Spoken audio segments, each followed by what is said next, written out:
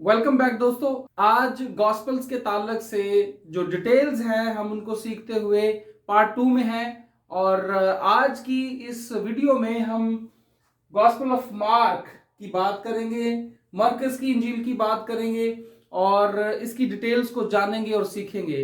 हम इस सीरीज को क्यों सीख रहे हैं, हम इन अनाजील के ताल्लुक से क्यों इन डिटेल्स को जान रहे हैं। बेहतर तो होगा पार्ट 1 जरूर देखें, लेकिन मुख्तसर मैं एक बात जरूर पेश करूंगा। हम बेसिकली इन अनाजील के अंदर जो बर्थ स्टोरी है, यीशु मसीह की पैदाइश है, उसकी जो स्टोरी है वो 2 अनाजील में है और 2 अनाजील में नहीं है। इस बात को बुनियाद बनाकर हम सीख रहे हैं।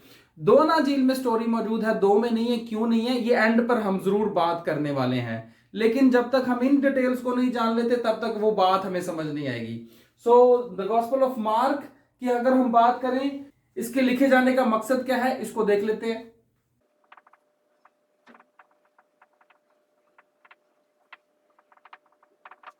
इस इंजील को लिखे जाने का जो मकसद है वो है to present the person, works and teachings of Jesus Christ. खुदावंद यीशु मसीह को इंसान के तौर पर उनके जो काम उन्होंने किए और जो उन्होंने तालीमात दी उसको पेश करना है, उसको बयान करना है। इसको लिखे जाने का मकसद जो है वो फोकस करता है उनको एज ए इंसान पेश करना, उन्होंने जो काम किए और उनकी जो तालीमात है, ये इस गॉस्पल का मेन मकसद है। ठीक है। इसका लेखक कौन है, इसका राइटर कौन है, अगर हम उसकी बात करें तो सबसे पहले ही बात ये याद रखनी कि खुदा ताला जो खुद इसको लिखवाने वाले हैं और इसको लिखने वाला जो है वो है मार्क। मरकस जो है वो इसको लिखने वाला है खुदा के रूह के इल्हाम के वसीला से। ये उसकी अपनी मर्जी नहीं मैं कहां से शुरू करूं और कहां पे एंड करूं।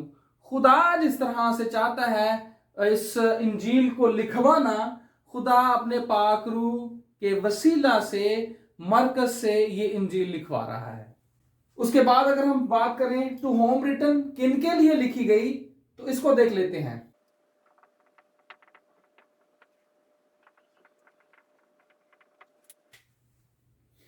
टू होम रिटन किसके लिए लिखी गई? The Christians in Rome.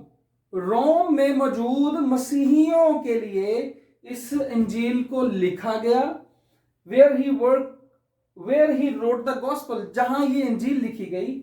The Christians इन रोम, रोम में मौजूद मसीहियों के लिए ये इंजील जो है द गॉस्पल ऑफ मार्क को लिखा गया। इसको लिखने की डेट क्या है?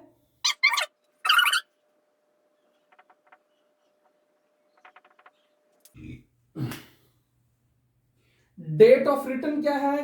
Between 55 to 65 AD. 55 से 65 एडी के दरमियान इस इंजील को लिखा गया। और ये तमाम बाकी अनाजील से शॉर्टेस्ट है, छोटी है। और ये खुदा की मर्जी है कि ये क्यों बाकी अनाजील से छोटी है, बाकियों के बराबर क्यों नहीं है। ठीक है। ये खुदा के इल्हाम से, मरकस के वसीला से खुदा ने लिखवाई और उसको लिखे जाने का मकसद है खुदावंद यीशु मसीह की खिदमत को पेश करना, उनको एज ए इंसान पेश करना और उनकी जो तालीमात है उनको बयान करना। और अगर हम इसका स्टार्ट देखें, इसका आगाज देखें, तो मरकज जो है वो हमें खुदावंद यीशु मसीह की पैदाइश की स्टोरी को नहीं बयान करते हुए नजर आता, बल्कि डायरेक्टली हमें खुदावंद यीशु मसीह की बैप्तिस्मा और उनकी मिनिस्ट्री से जो है वो आगाज करता है।